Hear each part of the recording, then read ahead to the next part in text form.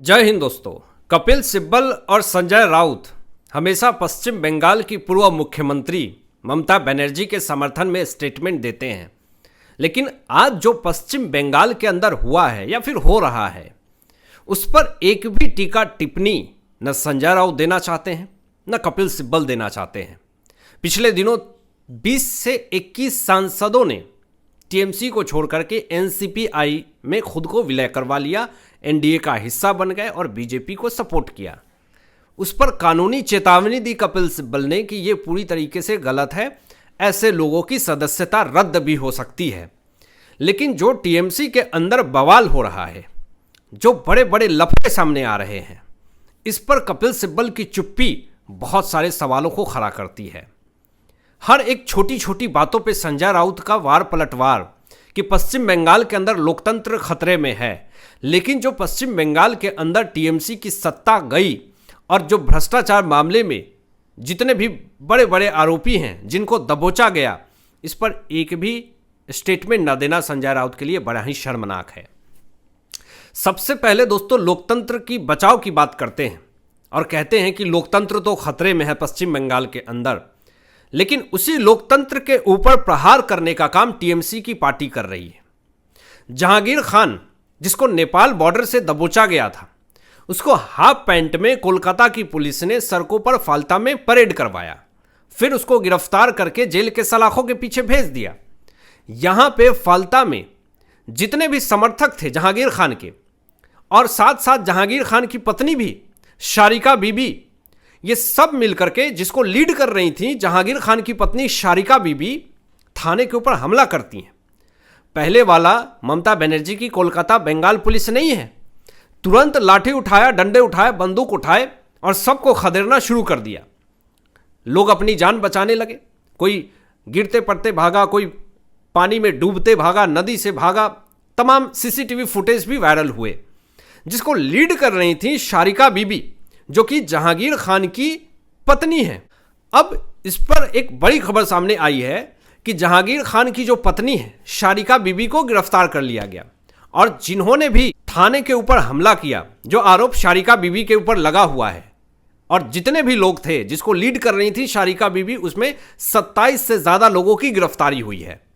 अब सवाल पूछे जा रहे हैं कपिल सिब्बल से कि जिस तरीके का आप बयान दे रहे थे, बचाव में बात कर रहे थे, ये कौन सी विचारधारा की लड़ाई आप लड़ रहे हैं? कौन से लोकतंत्र के बचाव के बारे में आप बात कर रहे हैं? ये जेल के थाने के ऊपर पुलिस कर्मियों के ऊपर हमले किए जा रहे हैं। ये लोकतंत्र खतरे में कौन डाल रहा है? ये सवाल जरा पूछें। आप एक वरिष्ठ वकील हैं होने के नाते इंटरनेट के ऊपर सवाल पूछे जा रहे हैं कपिल सिब्बल से। क्या बताएं जरा कि कौन लोकतंत्र को खतरे में डाल रहा है, कौन लोकतंत्र को खतरे में डालने की कोशिश कर रहा है? एक भी सवाल का जवाब कपिल सिब्बल की तरफ से नहीं दिया गया। अभी यही नहीं दोस्तों, मामला सुनकर के और चौंक जाएंगे। टीएमसी के 3 बैंक अकाउंट को बंगाल पुलिस ने फ्रीज कर दिया है और तीनों बैंक अकाउंट से, एचडीएफसी में तीनों बैंक अकाउंट थे जिसको कि बंगाल पुलिस ने फ्रीज किया है। उस तीनों अकाउंट से टीएमसी जो है पैसे नहीं निकाल पाएगी। और आपको बता दूं कि उस तीनों बैंक अकाउंट में 440 करोड़ रुपए जमा थे। अब यहां पे देखिए खबर यह है कि पहले चुनावी हार के बाद सिर्फ हार तक ही ये मामला सीमित नहीं है। अब टीएमसी के भीतर पैसे और प्रॉपर्टी को लेकर के भी लड़ाई चल रही है। अब यहां पे जो बड़ी कार्रवाई हुई है जिससे कि 440 करोड़ रुपए सारे बैंकों के खाते में जमे थे, जिसको फ्रीज किया गया, जिसको टीएमसी नहीं निकाल सकती है, ये पैसे कहां से आए? अब उनके ही नेता ये सवाल पूछ रहे हैं, बताइए ये कहां से पैसे आप लाए थे?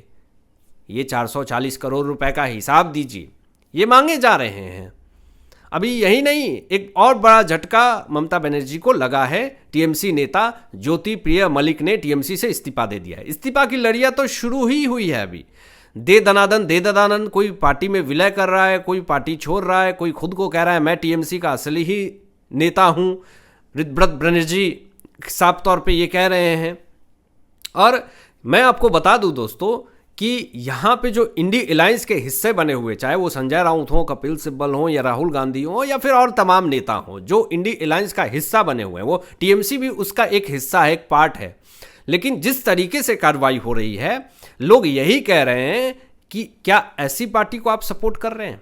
अब देखिए यहाँ पे जो बड़ी खबर आई है, एक और बड़ी खबर आई है कि टीएमसी बैंक खाते में 675 करोड़ रुपए जमा है, जिसपे कि जितने भी बागी गुट के नेता हैं टीएमसी के, उन्होंने एफआईआर करवाया है टीएमसी के ऊपर, ममता बनर्जी के ऊपर, और कहा है कि जो टीएमसी के बैंक खाते में 675 करोड़ रुपए हैं, वो पैसे कट मनी, जबरन वसूली के पैसे हैं, भ्रष्टाचार के पैसे हैं।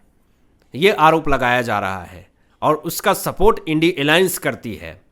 आपको बता दें दोस्तों, सिर्फ यही नहीं, हैदराबाद में, तेलंगाना में कांग्रेस की सरकार है और वहां पे बड़ी कार्रवाई हुई। एंटी करप्शन ब्यूरो ने लैंड एंड सर्वे डिपार्टमेंट के डायरेक्टर के घर पे छापा मारा, 500 के नोट, करोड़ों कैश बरामद किए। हैदराबाद में रेवंत रेड्डी की सरकार है। राहुल गांधी की चुप्पी बहुत सारे सवालों को खड़ा कर रही है, लेकिन अभी तक इस मामले में एक भी स्टेटमेंट राहुल गांधी का नहीं आया है। अभी यही नहीं, एक बड़ी खबर यह भी आती है कि टीएमसी नेता उदयन गुहा को गिरफ्तार किया गया है। इनके ऊपर आरोप क्या है? धोखाधड़ी, उगाही, भ्रष्टाचार, जबरन वसूली, कटमनी, ये तमाम आरोप लगे हुए हैं। लेकिन इन इंडी अलायंस को सपोर्ट करने वाले कौन? बड़े बड़े नेता। लेकिन इस मामले में एक भी स्टेटमेंट नहीं देंगे तो सवाल तो पूछे जाएंगे। जनता सवाल पूछ रही है, संजय राउत से भी सवाल पूछ रही है कि बताएं संजय राउत, छोटी छोटी बातों पे बयान देने वाले, आज टीएमसी के नेता उदयन गुहा को गिरफ्तार किया गया, तो इस मामले में आपने एक भी टिप्पणी नहीं दी, क्यों नहीं दी? बड़े सवाल खड़े होते हैं। लेकिन इस मामले में भी संजय राउत की चुप्पी बहुत सारे सवालों को खड़ा करती है। अब यहां पे देखिए, तीखी नोकझोंक जो है वो चल रही है एकनाथ शिंदे में और संजय राउत के बीच में, और ये तीखी नोकझोंक इतनी बढ़ गई कि बीच में अमित शाह जी को आना पड़ा और यहां पे कटाक्ष करना पड़ा उद्धव ठाकरे को और संजय राउत दोनों को। बताते हैं पूरा मामला क्या है। सबसे पहले तो दोस्तों, संजय राउत ने जो 6 बागी सांसद हुए उद्धव गुट को छोड़ करके एकनाथ शिंदे के साथ जाकर के मिल गए, बड़ी तिलमिला गए संजय राउत, और प्रेस कॉन्फ्रेंस कह करके गंदी गंदी गालियां देना शुरू कर दिया और ये कहे कि इसको कट मत लगाना। इसका मतलब यह है कि जानबूझ करके इन्होंने गाली दी। अगर गलती से अगर निकल जाती है तो आप ये कह सकते हैं कि ठीक है कट लगा देना, मेरा बोलने का मतलब ये नहीं था।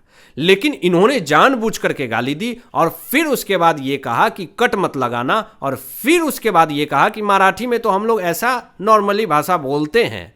फिर उसके बाद ये कहा कि 15-15 करोड़ रुपए लेंगे तो क्या फूल बरसाएंगे। मतलब इस तरीके की निचले स्तर की भाषा शैली ये किसी ने उम्मीद नहीं करी थी। और यहां पे कंगना रनावत को भी इन्होंने जिस तरीके का भाषा का प्रयोग किया था, उस वक्त भी क्या कहा गया था संजय राउत की तरफ से कि ये तो एक नॉर्मल लैंग्वेज है। तो अगर इनको कोई कुछ कह दे तो ये तुरंत तिलमिला जाते हैं। और वही चीज एकनाथ शिंदे जी ने कहा।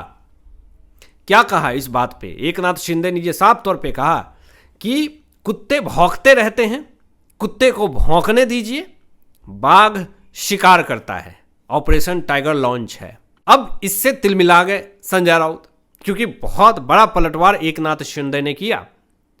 यहां पे जब मीडिया पूछी संजय राउत से कि कुत्ता कह रहे हैं, क्या कहेंगे, तो कह रहे हैं कि आप एकनाथ शिंदे को इतनी गंभीरता से क्यों लेते हैं, वो तो बेईमान नेता है।